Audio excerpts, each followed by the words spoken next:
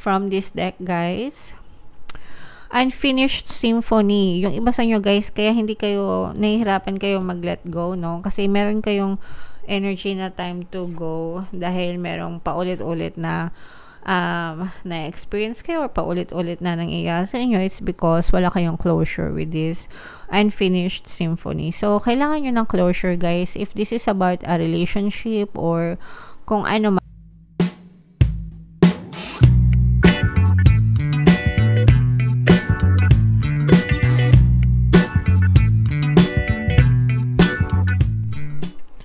Hello guys, hello Aquarius, welcome back to Pinoy Pixie Tarot. Ang pamagat ng episode natin for tonight is messages from the universe para ngayong May to June para sa Aquarius, Sun, Moon, Rising, Sign, and Venus.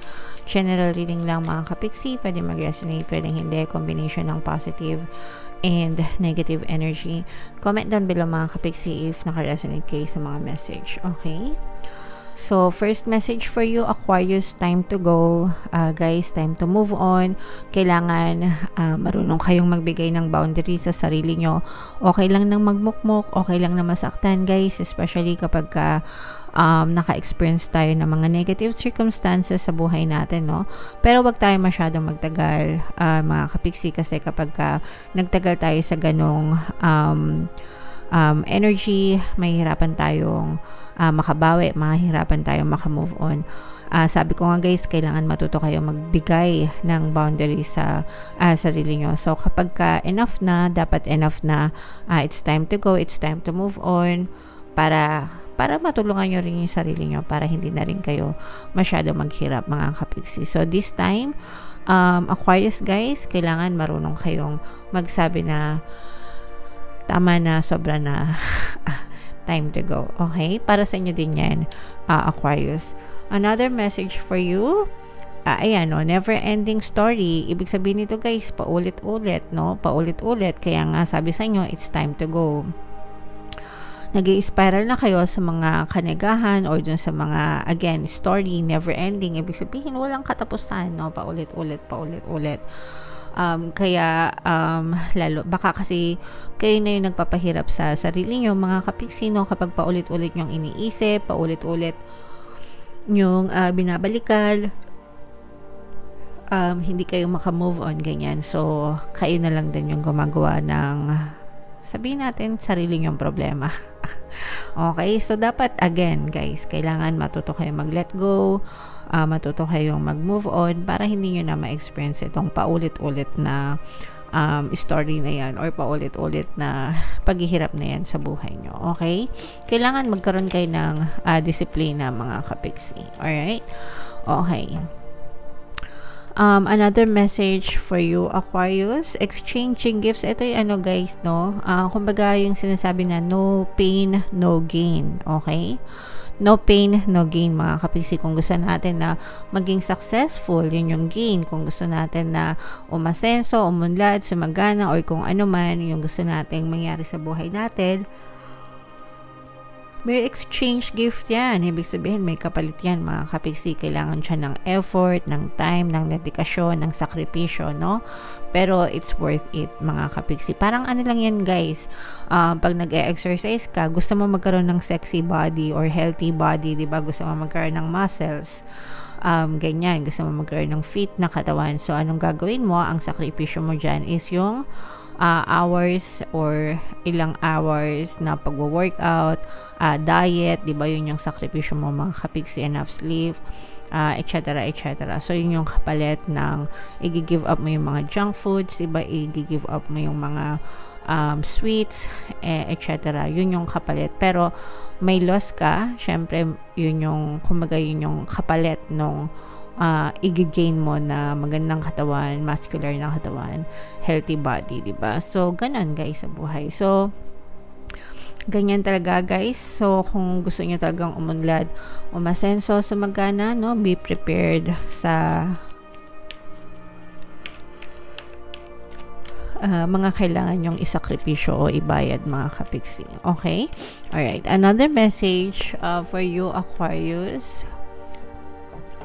A leg up, wow! So, ibig sabihin nito guys, may mga taong tutulong sa inyo, mga kapiksi. So, maswerte kayo na, maswerte at mapalad kayo na napapaligiran kayo ng mga tao na handang tumulong sa inyo. And ito guys, no, parang, galing ito kay universe, mga kapiksi, because the universe will always move people, things, situation sa paligid mo para ibigay yung mga pangangailangan mo, yung mga gusto mo. So, ito, kaloob din sa ni universe yung mga tao na yan.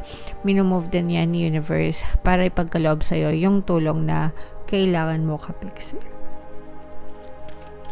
So, yan guys, i-mind yan guys sa comment section. Mind tulong, mind help from other people, ganyan. Help from the universe, para ma-experience nyo siya. TikTok, mga kapiksi, this is about time, guys, no? And, you have to understand na bawat araw, no, na binibigyan kayo ni universe, pagkakataon yon para sa inyo, para baguhin yung buhay nyo. How do you spend your time, guys, no? Tanungin nyo yung sarili nyo. Now that I asked you, ngayon na tinanong ko yan sa inyo, tanungin nyo din yung sarili nyo.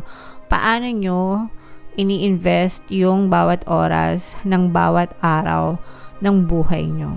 So, kayo ba yung tipo na pagkagising pa lang, nagre-reklamo agad, pagkagising pa lang, puro problema agad yung iniisip? O kayo ba yung tipo na pagkagising pa lang, nagpapasalamat agad, excited for the day, nakafocus sa mga goals, nakafocus sa mga dreams, nagde-daydream ng future nyo, di ba? Na mga magagandang bagay sa future. So, how do you spend your day? Kasi everyday, mga kapiksi, binibigyan kayo ng chance ni universe para baguhin yung buhay nyo to live the life that you want, guys, no? And, syempre, gastusin nyo na yan sa sa mga magagandang bagay, diba? So, spend your time wisely, invest dun sa mga bagay na gusto nyong mangyari sa buhay nyo, imbes na sa reklamo. Kasi the more na sinayang mo yung oras sa pagrereklamo, mga kapiksi, wala, puro reklamo din yung ma-experience mo. Okay? So, use your time wisely, Aquarius. And then, yung last message for this deck, from this deck, guys, Unfinished Symphony. Yung iba sa inyo, guys, kaya hindi kayo, nahihirapan kayo mag-let go, no? Kasi meron kayong energy na time to go dahil merong paulit-ulit na na-experience kayo or paulit-ulit na nangyayari sa inyo. It's because wala kayong closure with this Unfinished Symphony. So, kailangan nyo ng closure, guys. If this is about a relationship or kung ano man, mga kapiksi, let's say for example, kapiksi, paano kami magkakaroon ng closure? Hindi kami nag-uusap, binlock niya ako, hindi ko siya makita, hindi ko siya makausap. Pwede mong gamitin yung power of your imagination. It works the same, mga kapiksi. Okay? Hindi mo kailangan na nandyan siya sa personal para kausapin mo. Use the power of your imagination. Imagine mo na nag-uusap kayo. Imagine mo na nagkakaroon ng forgiveness. Okay, tama na, napatawad na kita. Okay na, tapusin na natin to. I'm okay now. Gusto ko na maging okay. Sana maging okay ka na rin. Finish. Okay? So, it works the same, mga kapiksi. Less hassle pa kasi hindi mo siya makikita. Okay? Hindi yun.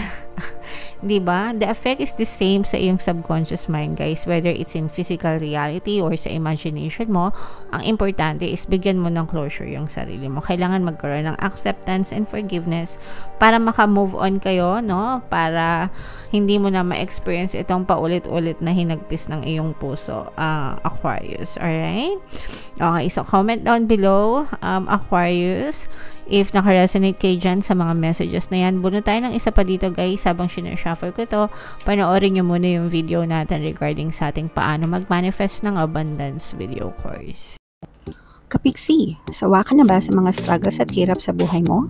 Masipag ka ba at masikap sa buhay ngunit hindi ka pa rin umaasenso? Ilang beses ka na bang nag-attempt magnegosyo at mag-invest pero palagi ka pa rin nalulugi? Sa pagkakataon na ito ay maaaring may subconscious beliefs ka na nagiging balakid sa iyong pag-unlad at pagyaman. Introducing, paano mag-manifest ng abundance video course. Dito ay matututunan mong ma-overcome ang mga balakid mo para tuluyan ka ng umunlad, umasenso, sumagana, maging matagumpay, successful at maswerte sa iyong kabuhayan, pera, trabaho, negosyo, salapi at kaperahan ng bonggang-bongga. Dali, Mag-send na ng email sa pinoypixietaro@gmail.com at simulan na ang iyong pagyaman ngayon. Alright. So, sabay-sabay tayo guys. Magpayaman ngayon 2024. Mag-avail na kayo ng course. Sobrang ganda yan guys. And ngayong May, ngayong May guys, meron tayong promo. Pwede kayo mamili kung gusto nyo ng 1 free pampaswerte subliminal o kaya naman ay 200 pesos na discount. Until May 30 yan guys, sa lahat lang na mag-avail ng course. Kaya mag-avail na kayo. Sobrang ganda yan mga kapiksi. And meron din tayong email coaching, manifest your desires using the law of attraction. If meron kayong specific na gusto nyong i-manifest, pwedeng love and relationship, pwedeng money or career, pwede kayo magpabook ng email coaching session with me. Mag-send lang kayo guys ng email sa pinoypixietaro@gmail.com.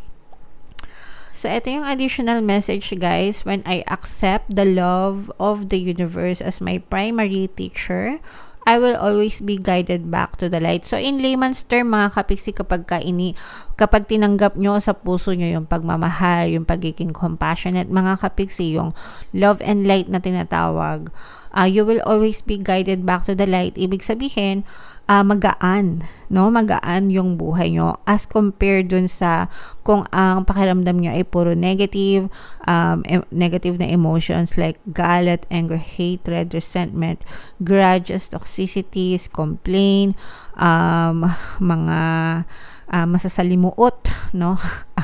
Napakiramdam na isipan, mga kapiksi.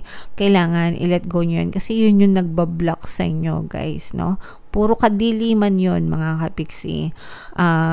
Pabigat yun sa dibdib.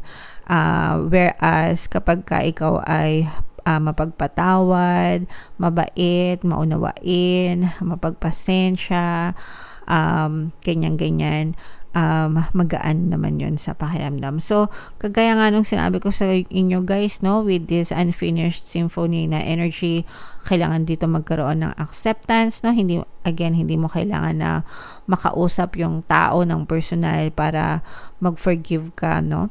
You can use the power of your imagination, create an ensign, mga kapiksi, na kinakausap mo siya. O kaya naman, magdasal, ganyan, para tuluyang mawala yung mga sakit sa dibdib nyo, mga kapiksi. Kayo yung magbe-benefit, guys, kapag kayo ay natutong magpatawad.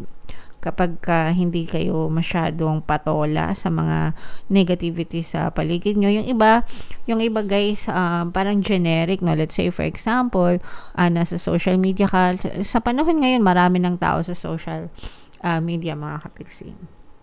Kasi yun na yung henerasyon, di ba? Kahit hindi mo kakilala, nang babash, nagko-comment ng negative, di ba? So, yun, may impact yun sa inyo. And kapag yun ay tinanggap nyo, di ba, mapupuno kayo ng kanigahan sa buhay nyo. So, wag ganon, no? Isipin nyo na lang na yung sinasabi nila, it's not about you. It's about a reflection of them. Hindi reflection of you. Okay? They can say all the things that they want. We are entitled to our own opinion, pero hindi ibig sabihin na yung opinion natin ay palaging tama. So, yung mga bashers, ganun din. They are entitled to their own opinion, pero hindi ibig sabihin tama yung opinion nila.